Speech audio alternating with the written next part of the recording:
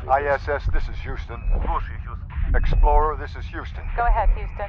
Mission abort. Repeat. Mission abort. Initiate emergency disconnect from Hubble. Begin re-entry procedure. ISS, initiate emergency evacuation. Copy all Houston end and work. Matt, immediate return to Explorer. Repeat. Immediate return to Explorer. Copy. Explorer, prep airlock. Airlock engaged. Ready to receive. Houston, elaborate. Debris from the missile strike has caused a chain reaction, hitting other satellites and creating new debris.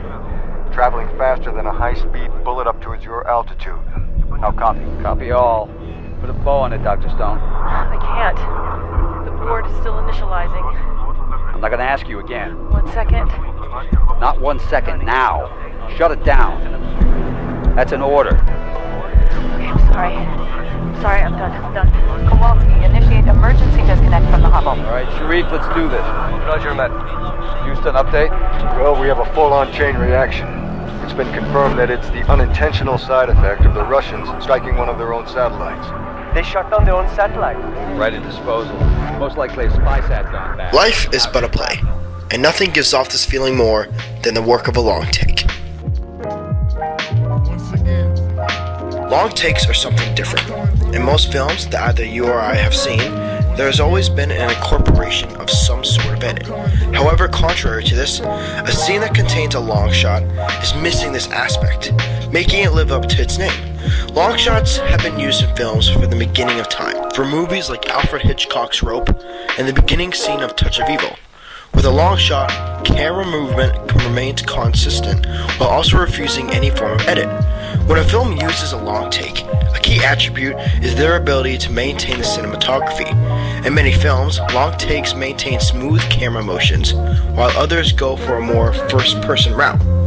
In other words, the camera movements act as if the viewer themselves is present within any given long shot. But why would anyone use a long take? After all, this style of filmmaking robs the studio the ability to edit and any post-production stuff, the most important aspect of filmmaking. And the amount of work needed and choreography and acting must be perfect. Just think, some scenes, or some movies even, are done in a single shot. If someone were, for example, mess up their line, or an extra not doing their job correctly, then that entire scene goes to waste. Imagine shooting in this entire scene, only for a simple mistake occurring. Yeah, and that's one of the reasons why many films don't include scenes like these. Money. In many long shots, production is at its highest, and due to the amount of extras and materials needed to do a long scene, just look at this scene alone.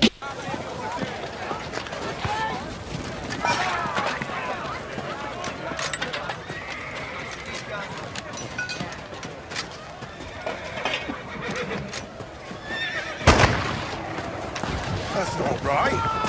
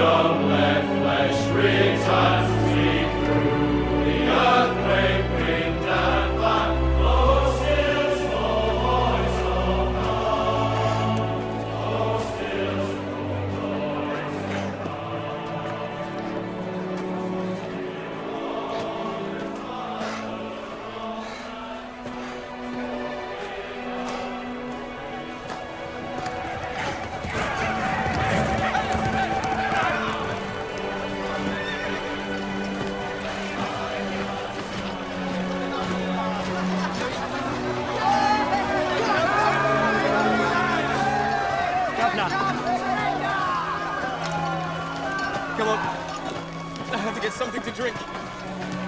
You need one. You're great. It's called all grey, can you see? This scene, which is from the movie Atonement, consisted of thousands of extras, and the camera motion consisted of the cameraman first walking, then getting on a moving cart, only to begin walking again. In fact, the only reason that the director had to pull off this scene alone was because the team was running out of time and being able to use the thousands of soldiers that they would have over on the beach.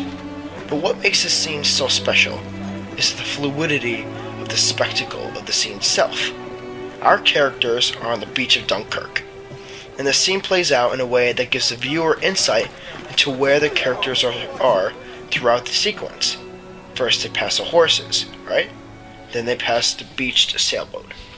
After that, the camera decides to move away from the characters and takes notes of a single disturbed soldier, only to then do a pan around the chorus of soldiers, and for the grand finale, post the camera up a height that allows the viewer to see the whole beach.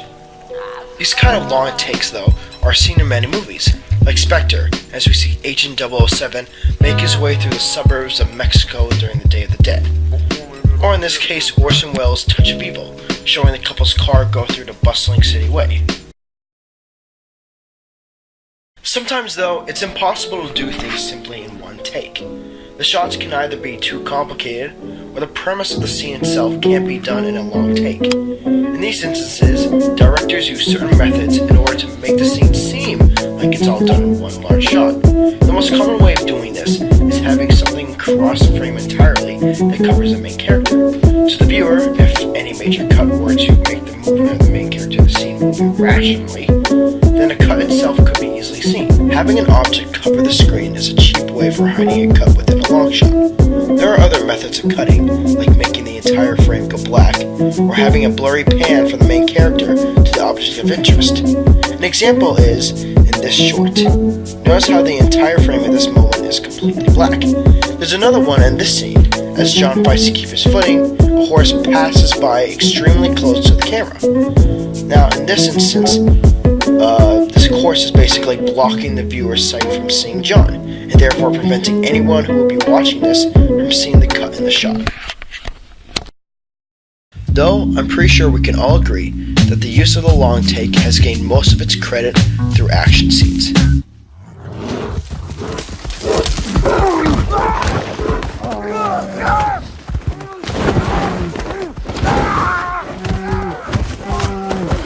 With a long take, action can be clearly shown, allowing for the characters to be fully fleshed out with their movements in one uncut take. Fights usually have a sort of fluidity with them, seen in shows like Daredevil. Here we see the hero make his way through the flight of stairs, fighting off an entire biker gang along the way. Now, long takes can also show the harsh reality of action and absurd randomness in fights. This fight scene from the movie Oldboy shows this.